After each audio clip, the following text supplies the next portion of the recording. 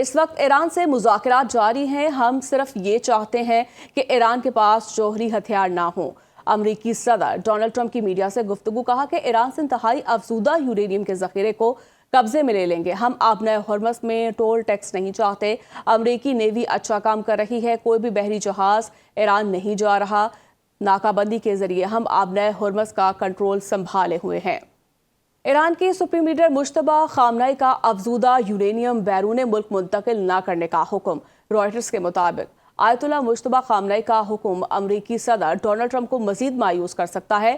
یہ حکم جنگ کے خاتمے کے لیے جاری مذاکرات کو پیچیدہ بنا سکتا ہے۔ ایران کے سپریم لیڈر مجتبیٰ خامنہئی کا افزودہ یورینیم بیرون ملک منتقل نہ کرنے کا حکم۔ رائٹرز کے مطابق آیت اللہ مجتبیٰ خامنہئی کا حکم امریکی صدر ڈونلڈ ٹرمپ کو مزید مایوس کر سکتا ہے۔ یہ حکم جنگ کے خاتمے کے لیے جاری مذاکرات کو پیچیدہ بنا سکتا ہے۔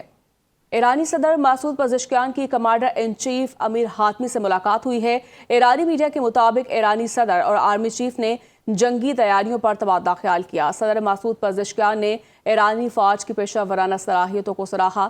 ان کا کہنا ہے کہ ایرانی فوج نے اعلیٰ سطح آپریشنل تیاری کے ساتھ ملکی دفاعی قوت کا مظاہرہ کیا۔ ایران کے آرمی چیف نے کہا کہ ایرانی مسلح افواج کسی بھی جارحیت کا جواب دینے کے لیے تیار ہیں۔ چین نے ایک بار پھر ایران امریکہ تنازع میں پاکستان کی ثالثی کی کوششوں کی حمایت کر دی۔ ترجمان چینی وزارت خارجہ نے کہا، امن کے فروغ اور جنگ کے خاتمے کے لیے منصفانہ اور متوازن ثالثی کرنے پر چین پاکستان کی حمایت کرتا ہے۔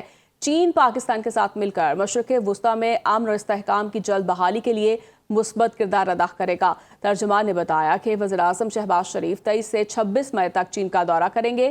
شہباز شریف کے دورے کے دوران چین اور پاکستان کے رہنما دو طرفہ تعلقات اور اہم امور پر تبادلہ خیال کریں گے۔ امریکی ایوان نمائندگان میں صدر ڈونلڈ ٹرمپ کے ایران سے متعلق جنگی اختیارات محدود کرنے کی قرارداد پر ووٹنگ مؤخر کر دی گئی ہے۔ رپورٹس کے مطابق ریپبلکن قیادت نے ارکان کی عدم موجودگی کے باعث ووٹنگ ملتوی کرنے کا فیصلہ کیا۔ اگر ووٹنگ وقت پر ہوتی تو ڈیموکریٹس کو قرارداد کی کامیابی کا امکان تھا۔ اس معاملے پر ریپبلکن اور ڈیموکریٹس کے درمیان اختلافات بڑھ گئے ہیں۔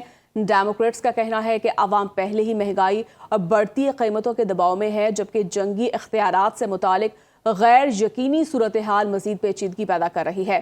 امریکی میڈیا کے مطابق اس قرارداد پر ووٹنگ اب جون کے آغاز میں متوقع ہے۔ ایران کے خلاف اسرائیل کے دفاع میں امریکی میزائل ذخیرہ آدھے سے زیادہ استعمال ہونے کا انکشاف۔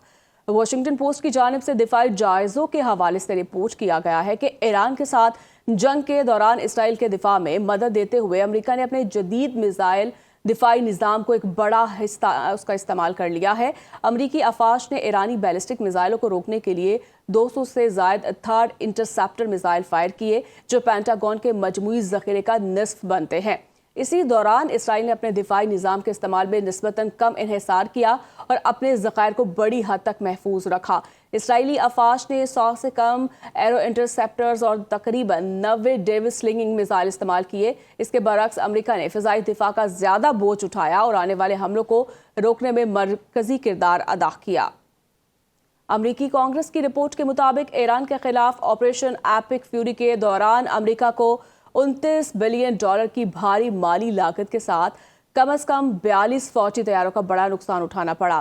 کانگریشنل ریسرچ سروس کی جاری کردہ اس رپورٹ میں انکشاف کیا گیا کہ تباہ نکارہ ہونے والے فضائی اثاثوں میں امریکہ کے جدید ترین سیٹل فائٹر F-35A، F-15E لڑاکا طیارے، 24 عدد MQ-9 ریپڈ ڈرونز اور 7 ایندھن بھرنے والے ٹینکرز اور مختلف نگران و حملہ آور طیارے شامل ہیں، جبکہ جاری جنگ اور سیکیورٹی پابندیوں کے باعث نقصانات کی تعداد میں مزید اضافے کا خدشہ بھی ظاہر کیا گیا ہے۔